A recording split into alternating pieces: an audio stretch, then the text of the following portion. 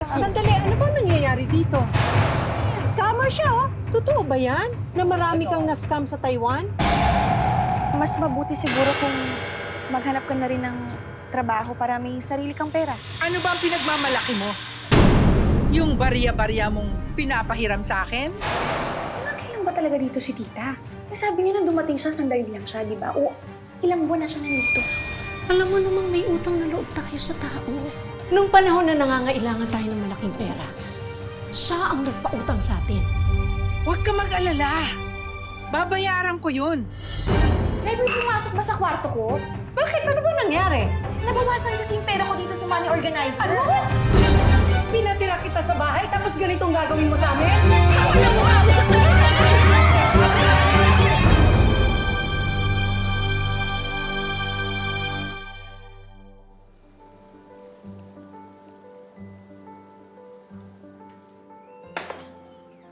Wow naman! Bango-bango naman ito, Nay. Parang sarap ng mga pagkain natin na yan. Eh, di ba nga?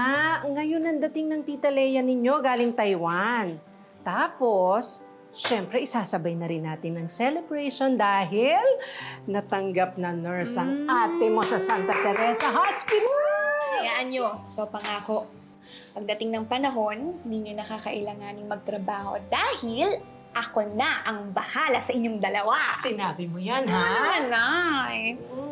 Di pa po ba tayo kakain, Nay? Eh, sandali na lang, bingo naman.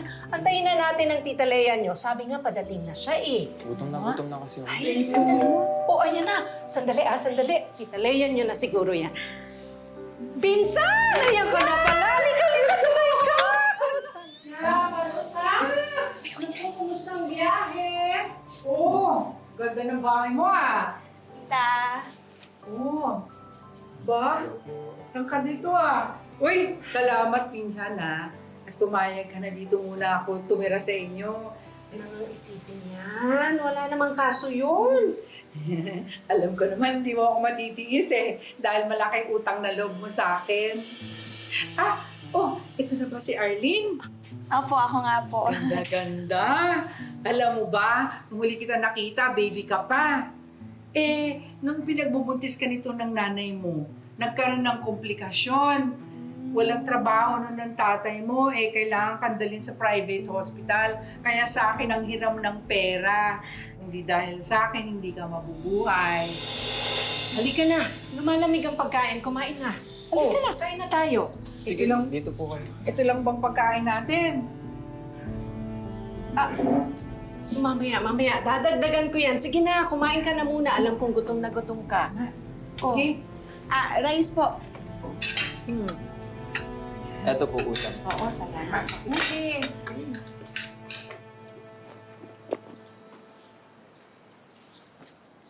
Hoy, Bax! Uy, pautang naman ng Cutix, oh. Tsaka sabay mo na rin ng Kojix, oh. Leah, sobrang haba na ng listahan mo dito. Hindi ka na pwedeng umutang. Uy, sige na naman, Bax. Diyan lang naman ako kila Esther, eh. Hindi na nga ho pwede. Malulugi na po yung tindahan namin kapag puro utang na lang. Napakayabang naman ito. Parang magkano lang naman ang utang ko sa'yo. Magkano lang pala eh? Ba't hindi mo muna bayaran yung mga nauna mong utang bago ka umutang uli? Tita Lea, ano nangyayari? Ba't kayo nag-aaway? Paano kasi yung tita mo? Simula na pumunta dito, wala nang ginawa kundi mangutang na mangutang sa tindahan namin. Saksak mo sa baga mo yung tinda mo. Arlene, bayaran mo nga itong pangit na to para manahimik. Sweldo naman ngayon, di ba? Oh, Uy, ano ba, Arlene? Papayag ka bang mapahiya ako dito? Sige na, babayaran naman kita eh. Kim, magkano ba utang ni tita? 800 lang. Ganito na lang, Kim. Bayaran ko muna yung kalahati, tapos sa susunod na lang ulit yung kalahati. Okay lang ba? Tapos, baka pwedeng hayaan mo na munang makautang si tita nung kung ano man yung inuutang niya. Alam mo, Arlene, kung di dahil sa'yo, bubuntalin ko na yung tita mo. Sige na, bigay mo na sa akin to. Oh. Sorry. Dami pang sinasabi, bibigay mo rin pala. Tita. Oh, di ko yan in-order. Tita, tama na nga. Halika na, nakakahiya na eh. Masyado kasing mayabang eh. Akala mo kung sino magsalita. Akala mo kanya tong barangay. Grabe. Tita, ikaw yung may utang sa tindahan, kaya natural lang yung reaksyon niya. Teka, sino bang kinakampihan mo. Eh ako ang tita mo eh. Akaimbierna.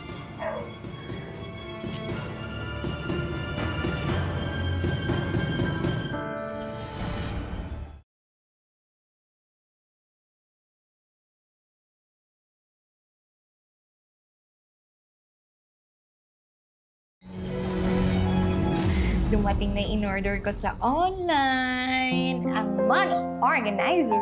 Ganda! Ito pala yung nakikita ko sa social media, yung ginagamit nila pang ipon challenge. Ito nga yun. Bale, kada araw maglalagay ka lang ng pera dyan. Ate, ano po palang pinag-iipunan ninyo? Wala naman. Pang-emergency. Kasi di ba, malay mo, bigla tayong mangailangan ng malaking pera. O at least ito, may mapagkukunan na kagad tayo. Diba? Yan. Pag nagkatrabaho rin ako, mag-iipon rin ako gaya mo, ate. Very good yan. Mabuti yan. At ngayon pa lang, alam mo na kung ano yung importansya ng pag-iipon. Arlene, Tita, pera naman ang pera oh. Kasi naimbita ako dun sa Our Kingdom of Savior Church. Wala ko pamasahe. Kahit 200 lang. kaso tita, sakto lang po yung pera ko dito ngayon. Ilalagay ko na sa savings ko yun. 200 lang naman, hindi naman 1 milyon ang hinihiram ko sa'yo. Napakaliit na bagay, kumpara mo dun sa tulong na binigay ko sa inyo ng nanay mo nung ipinanganak ka. Tsaka promise, babayaran ko. Pag dumating na yung pera ko, galing ko sa sweldo sa Taiwan, babayaran ko lahat ng utang ko.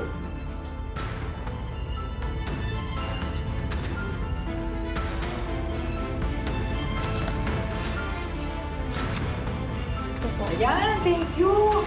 Talaga, Yan mo, ipagdadasal kita. Sana, pagpalain ka pa ni Lord, bigyan ka ng maraming pera, ha? Okay? Ay, sus.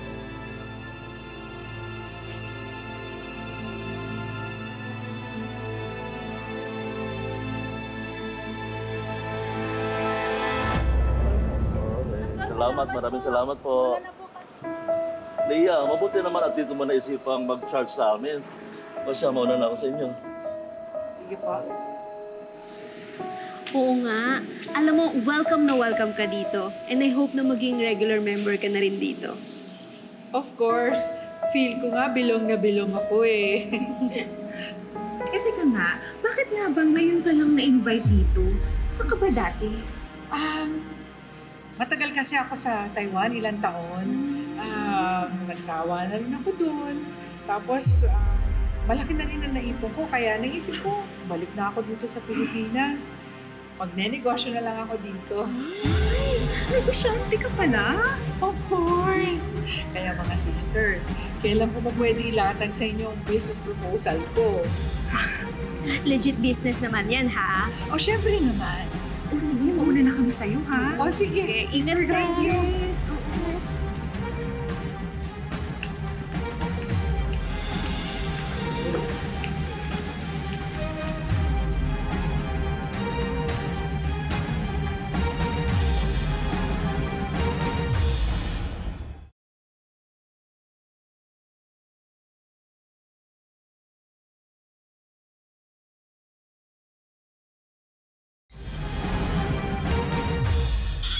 Nay, dito na po ako. Oh, anak. Pagkain po ba? Ay, oo, pinagluto na kita. Kumain ka mabuti, ha?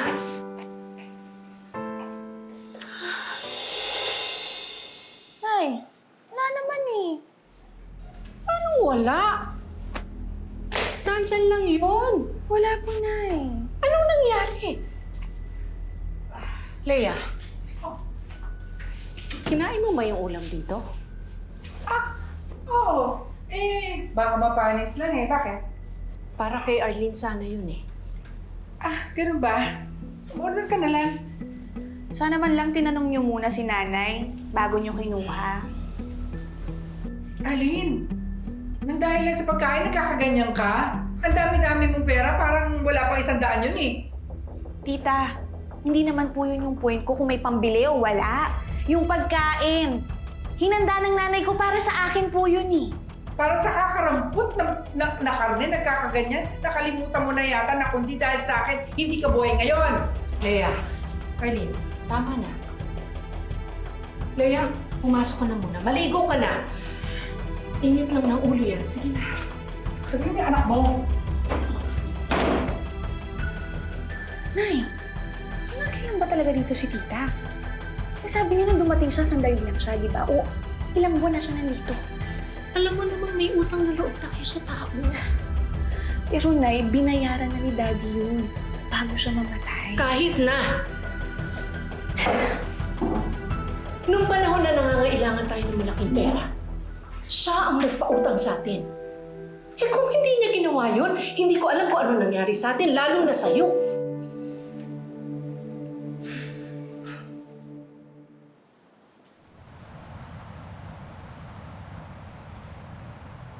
Kuya, si Leia nga yan. Nag-scam niya sa Taiwan eh. Scammer. Kaya palang ito Nakakahiya. Ay, wala. Ako ba ang pinag-uusapan niyo?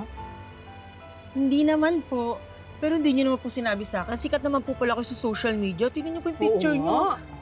Kulot na po siya. Saan niyo nakuha yan? Bakit ka nagagalit sa amin? Eh, nakita lang naman namin yan. Eh, paano hindi ako magagalit sa inyo? Eh, wala kayong ginawa kung hindi makipag-chismis. Chismis kayo ng mga buhay na ibang tao. Teka, Tita Leia mo ba yung nakikipag-away? Opo, Nay, siya nga. Nangyayari doon? Kaya wala na kayong inintindi kung hindi makipagkwento ng mga buhay ng mga tao. Sandali, ano ba nangyayari dito? Eto. Scammer yan. Kalat na kalat sa Punta ng social media. Scammer. Yan si Leia, oh. Scammer siya, oh. Hindi niyo ba alam? Ano to, Leia? Kaya pala umuwi.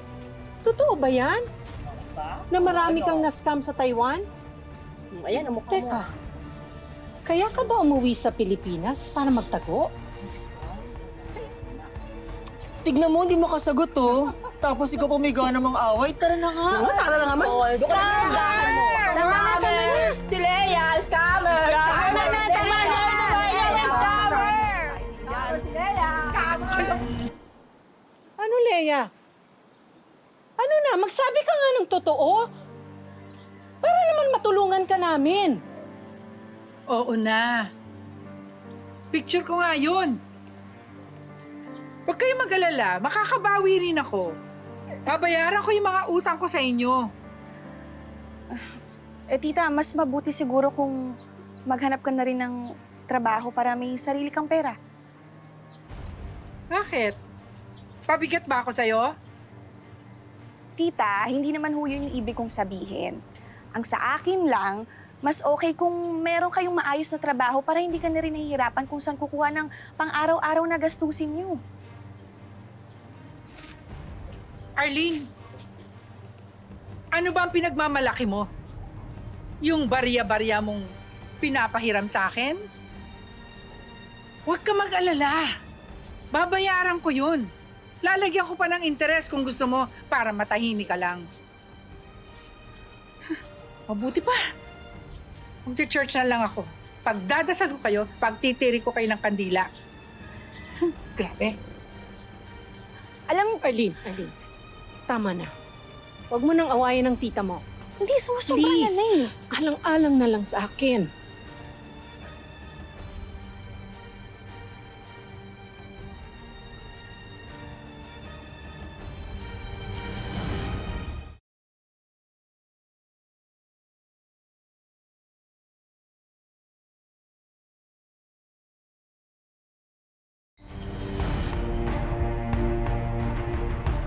Sister, tingnan mo to. Hindi ba si Leia to? Ano? Totoo ba yung scammer siya? Hindi ko alam.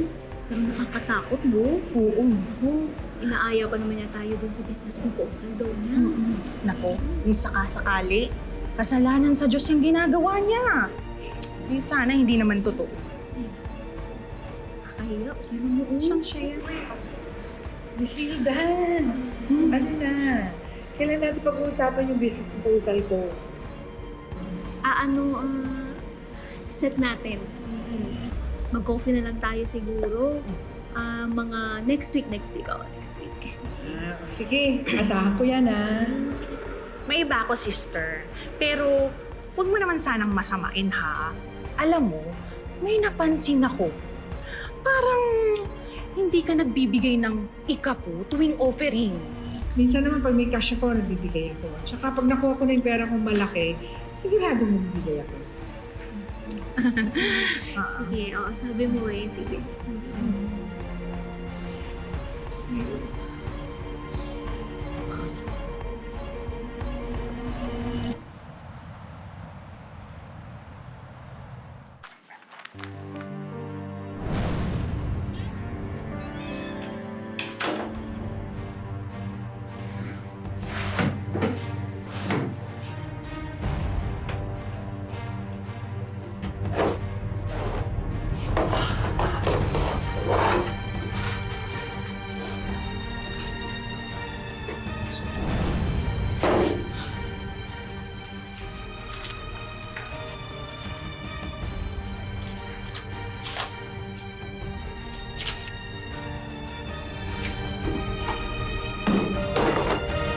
Konti na lang yan. Sige na, sige na. Ay, sus! Ay, Nay! nako. Oh, ano anak? Nay, may pumasok ba sa kwarto ko? Abay, ewan ko. Magdamag akong wala dahil na kay Mrs. Rosario ako rumarakit. Bakit? Ano ba nangyari? Nabawasan kasi yung pera ko dito sa money organizer. Ano? At halatang may pumasok. Gulo-gulo yung gamit ko eh. May merienda ba tayo dyan? Nagugutom ako eh. Tita, pumasok ka ba sa kwarto ko? Hindi, bakit ako papasok sa kwarto mo? Ang bihira naman, no? Tayo-tayo na nga lang nandito eh. Teka, teka. Pinagbibintangan mo ba ako pumasok sa kwarto mo? Na nagnakaw ng pera mo? Masama yung ginagawa mo, Arlene! Bakit hindi ang tanungin mo itong kapatid mo, si Bingo? Alam mo bang nakita ko to, nahuli ko, na may nililigawan? Baka siya kumuha ng pera mo at ginagamit niya sa panliligaw niya. Oo, sige, aminin ko. May nililigawan na ako. Pero promise ate, hindi ko magagawang kupitan ka. Ginagamit ko yung mga natira sa baon ko.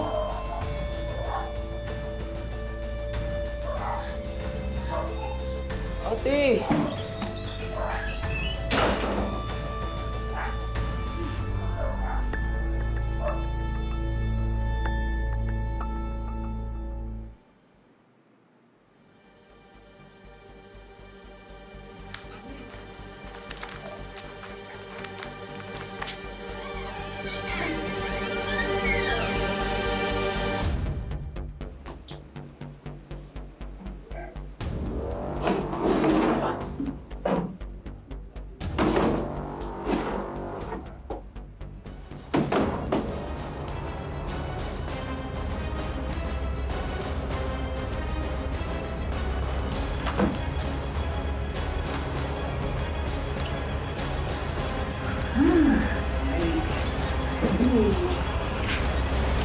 O, Pastor, ito po yung aking ikapo.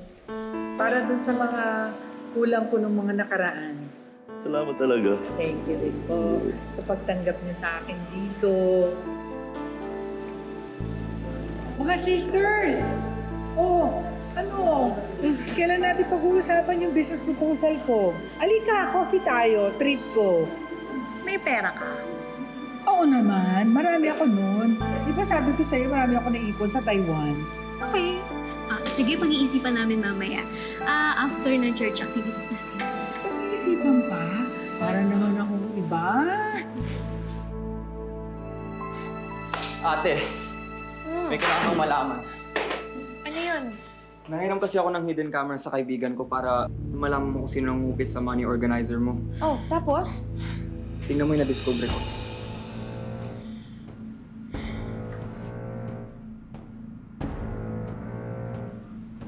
Sinasabi ko na nga pa eh.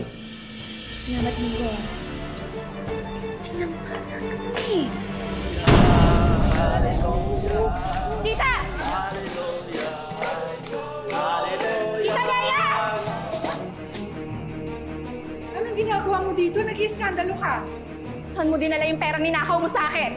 Bintang ka ng bintang, nandito ka sa tahanan ng Diyos, nakakahiya ka. Talaga ba, Tita Leia?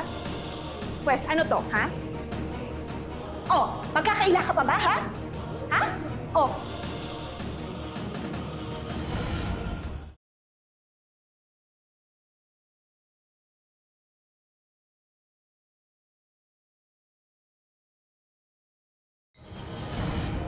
Magkakaila ka pa ba, ha? Grabe ka, Leia. Pinatira kita sa bahay tapos ganitong gagawin mo sa amin? Ha? Alam mo, umalis kayo dito. Hindi kayo bagay dito. Ano ba? Alam mo, saktan yung anak ko! Kapal ang mukha mo, saktan si nanay!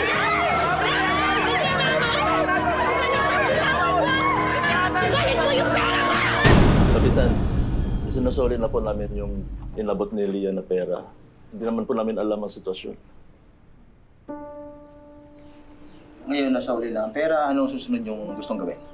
O nakakalimutan mo, ang laki ng utang na loob. Tama na, Leia!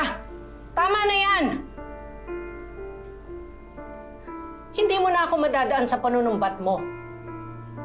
Dahil sa totoo lang, ha? Matagal na kaming bayad sa pagkakautang namin sa'yo. Yung pagpapatira namin sa'yo sa bahay, hindi yun dahil may utang na loob kami sa'yo.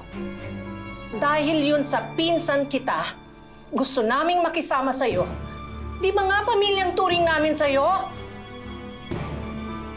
Tigilan mo na yung kasasabi ng utang na loob. Utang na loob, Leia, makinig ka sa akin. Bawing-bawi na kami sa'yo. Baka nga sobra-sobra pa eh. Natural sa ating mga Pinoy ang tumanaw ng utang na loob. Pero tandaan po natin na ang utang na loob ay hindi lisensya para manlamang sa kapwa. Mga kapuso, sana po'y nagustuhan niyo ang kwento nating hango sa totoong buhay. Marami pa ang katulad ni Arlene na nagsusumikap para sa kanilang mga pamilya. Kaya naman tutuparin natin ngayon ang mga wish nila. Gaya ng bidang karakter sa ating kwento na si Arlene, si Genevieve Casada ay may mataas na pagpapahalaga rin sa pagtatrabaho. Lalo na't siya ang naging breadwinner ng kanilang pamilya mula pa raw nang pumanaw ang ama. Sa katunayan, alang-alang sa kanilang lahat, sinikap ni Jenny makarating ng Saudi, kung saan nagtrabaho siya bilang helper sa loob ng 4 na taon. Halos 4 na oras na lang tulog ko. Linis. Lahat, may bata, 4 na pamilya. Parang binugbog ko po yung sarili ko sa pagtatrabaho. Nadagdagan daw ang hirap ni Jenny sa abroad dahil sa mga kalokohan ng kanyang mister dito sa Pilipinas. Yung mga pinadala ko na po, nilustay lang. Yung kapatid ko po, yung anak ko po, pinabayaan. Ang ginawa ni Jenny, ipinagkatiwala sa ibang tao ang mga padala niyang pera para sa mga anak. Sa isang pastor na itinuring daw niyang ama. Ang remittance na para sa pamilya ni Jenny ay binulsa ng pastor. Yung pera po na hinaasahan ko na sana pag-uwi ko, wala daw po, na-scam daw po siya. Dahil tila sunod-sunod na ang gulo na nangyayari sa kanyang buhay, ay nagdesisyon na si Jenny na umuwi sa Pilipinas. Para magabayan si Jenny sa usaping legal, inilapit namin siya sa isang lawyer. The first thing we have to do is to send a formal demand letter. Something that will inform the pastor na very serious na si ma'am in claiming the money that she gave. Then, if hindi talaga kumasa yun, of course, we will assist her in drafting of the complaint affidavit na ifa-file natin sa Office of the City Prosecutor. And then hopefully, if meritorious yung ating case, umakyat sa court, we will represent her also sa court in the hearings and lahat ng incidents na pwede namin siyang tulungan. But I think ayun nga, the most important thing is to give ma'am peace of mind na meron siyang makukuha under the law. Hi Jenny! Welcome sa Wish Ko Lang. Nako, thank you ha. Nandito ka sa aming programa. Sige. Sa mga lahat ng experience mo, ano yung pinaka-frustrating na part na naalala mo tungkol sa pagiging breadwinner mo? Siguro po ito na po yung na parang naisip ko po na sige, gusto ko ibahagi sa ibang tao na sana matutunan nga ho nila na kailangan nga talaga magtiwala ka. Ay, huwag kang magtiwala sa... Huwag agad po magtitiwala, tas sarili mo muna. Pero di ba sabi nila lahat ng bagay na nangyayari, may dahilan, may reason. Ano yung reason dito sa nangyaring ito sa'yo? Parang gusto po siguro kong ihanda na baka may mas maganda pa pong darating sa buhay ko. Jenny, meron mga hinanda kaming konting sorpresa para sa'yo. Sana makatulong sa'yo ito. Ha? Samahan mo ako, ha? Tingnan natin. Oh, sige. Sige. Una na sa aming mga regalo para kay Jenny, ang panimulang silog business. May mga frozen meat products din. Tapos meron din tayong, syempre, French fries na business. Diba? Pwede mong gawin mo sa parang snack stand sa lugar mo, no? At pwede mong palaguin. Bukod dyan, may mga beauty product na pwedeng dagdag negosyo. At syempre, gusto natin maging malakas at mabilis ang benta ni Jenny. Kaya naman, sana magamit nyo itong e-bike na ito. Sana makasupport yan sa business nyo at sa paghatid-hatid ng mga pangangailangan. Ha? Meron tayong Wish Ko Lang savings. Tulong mula sa Wish Ko Lang para sa inyo. Ma'am, thank you po. Sa wish ko lang, napakalaking tulong po nito. Talagang panibagong buhay. Maraming salamat po, ma'am. Mga kapuso, lagi po natin tatandaan, hanggat hindi tayo napapagod, humiling at maniwala. Hindi tayo mapapagod, lumaban sa buhay. Ako po si Vicky Morales at ito po ang Wish Ko Lang.